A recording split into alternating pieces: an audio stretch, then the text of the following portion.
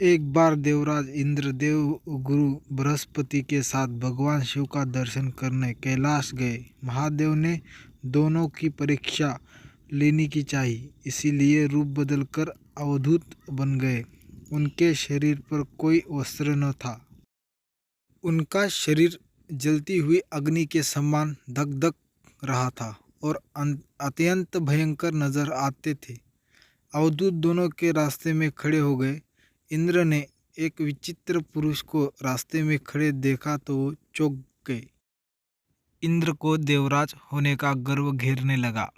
उन्होंने उस भयंकर पुरुष से पूछा, तुम कौन हो? भगवान शिव अभी कैलाश पर विराज रहे हैं या कहीं भ्रमण पर है? मैं उनके दर्शन के लिए आया हूँ। इंद्र ने कई प्रश्न किए, लेकिन वह पुरुष योगियों के समान मौन ही रहे। इंद्र को लगा कि एक साधारण प्राणी उनका अपमान कर रहा है। उनके मन में देवराज होने का अहंकार उपजा को क्रोध में बदल गया। इंद्र ने कहा, मेरे बार बार अनुरोध पर भी तू कुछ नहीं बोलकर मेरा अपमान कर रहा है। मैं तुझे अभी दंड देता हूँ। ऐसा कहकर इंद्र ने वज्र उठा लिया। भगवान शिव ने वज्र को उसी समय स्तंभित यानी जड़ कर दिया। इंद्र की बाह अकड़ गई। भगवान अवधूत क्रोध से लाल हो गए। बृहस्पति उनके चेहरे पर आई क्रोध की ज्वाला को देखकर समझ गए कि ये ऐसा प्रचंड रूप महादेव के अतिरिक्त किसी का नहीं हो सकता। बृहस्पति शिव स्तुति गाने लगे।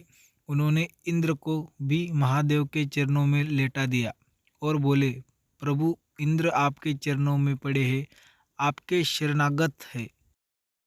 आपके ललाट से प्रकट अग्नि इन्हें जलाने को बढ़ रही है।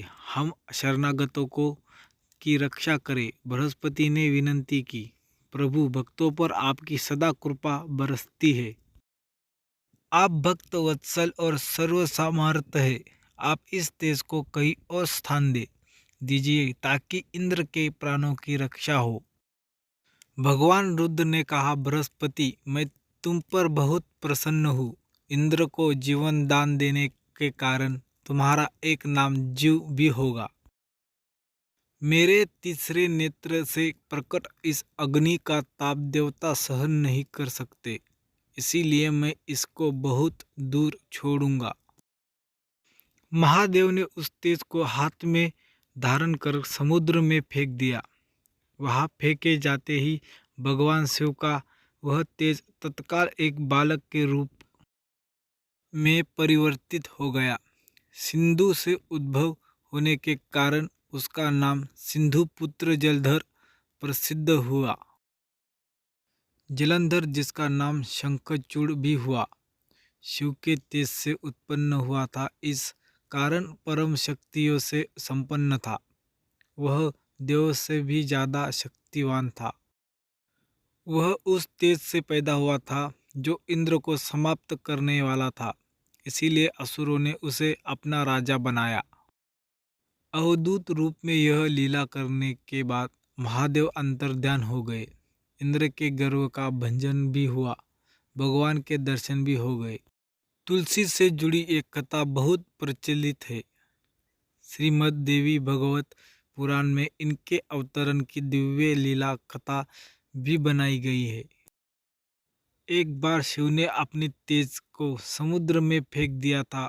उससे एक महातेजस्विनी बालक ने जन्म लिया। यह बालक आगे चलकर जालंधर के नाम से पराक्रमी दैत्य राजा बना।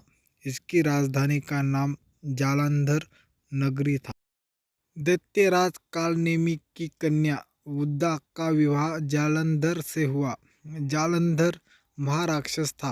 अपनी सत्ता के मद में चूर उसने माता लक्ष्मी को पाने की कामना से युद्ध किया, परंतु समुद्र से ही उत्पन्न होने के कारण माता लक्ष्मी ने उसे अपने भाई के रूप में स्वीकार किया। वहां से पराजित होकर वह देवी पार्वती को पाने के लालसा से कैलाश पर्वत पर गया। भगवान देवासिदेव शिव का ही रूप धरकर माता पार्वती के समीप गया, परंतु माँ ने अपने योग बल से उसे तुरंत पहचान लिया तथा वहां से अंतर्ध्यान हो गए। देवी पार्वती ने क्रुद्ध होकर सारा वृत्तांत भगवान विष्णु को सुनाया। जालंधर की पत्नी उद्दा अत्यंत पतिव्रता स्त्री थी। उसी के पतिव्रता धर्म की शक्ति से जालंधर न तो मारा जाता और न ही पराजित होता। इसीलिए जालंधर का नाश करने के लिए उद्दा के पतिव्रता धर्म को भंग करना बहुत जरूरी था। इसी कारण भगवान विष्णु ऋषि का वेश धारण कर वन में जा पहुँचे, जहाँ उर्वशी अकेली भ्रमण कर रही थी। भगवान के साथ दो मायावी राक्षस भी थे, जिन्हें देखकर उद्दा भयभीत हो गई। ऋषि ने उद्दा के सामने पल में दोनों को भस्म कर दिया। उनकी शक्ति देखकर उद्दा ने कैलाश पर्वत पर महादेव के साथ युद्ध कर रहे अपने पति जालंधर के बारे में पूछा।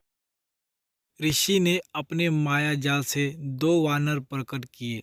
एक वानर के हाथ में जालंधर का सिर था तथा दूसरे के हाथ में धड़। अपने पति की यह दशा देखकर उद्दा मूर्छित होकर गिर पड़ी। होश में आने पर उन्हें ऋषि रूपी भगवान से विनती की कि वह उसके पति को जीवित करे। भगवान ने अपनी माया से पुनः जालंधर का सिर धड़ से जोड़ दिया, परंतु स्वयं भी वह उसी शरीर में प्रवेश कर गए। उद्दा को इस छल का जरा आभास न हुआ। जालंधर बने भगवान के साथ उद्दा पतिव्रता का व्यवहार करने लगी, जिससे उसका सतीत्व भंग हो गया। ऐसा होते ही उद्दा का पति जालंधर युद्ध में हार गया।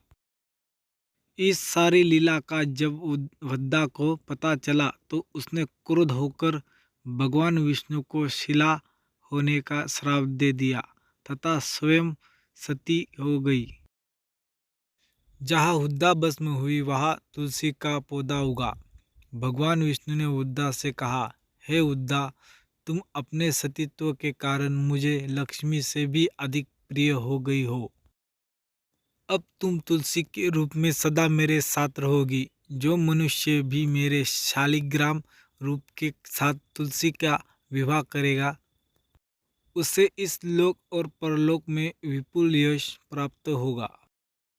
जिस घर में तुलसी होती है वहाँ यम के दूत भी असमय नहीं जा सकते। गंगा व नर्मदा के जल में स्नान तथा तुलसी का पूजन बराबर माना जाता है। चाहे मनुष्य कितना भी पापी क्यों न हो, मृत्यु के समय जिसके प्राण मंजरी रहित तुलसी और गंगा जल मुख में रखकर निकल जाते हैं, वह पापों से मुक्त होकर वैकुंठ धाम को प्राप्त होता है। जो मनुष्य तुलसी व आंवलों की छाया में अपने पितरों का श्राद्ध करता है, उसके पितृ मोक्ष को प्राप्त हो जाते हैं। उसी दैत्य जालंधर की यह भूमि जालंधर नाम से विख्यात है। सती उद्दा का मंदिर मोहल्ला कोट किशनचंद में स्थित है। कहते हैं कि इस स्थान पर एक प्राचीन गुफा थी जो सीधी हरिद्वार तक जाती थी।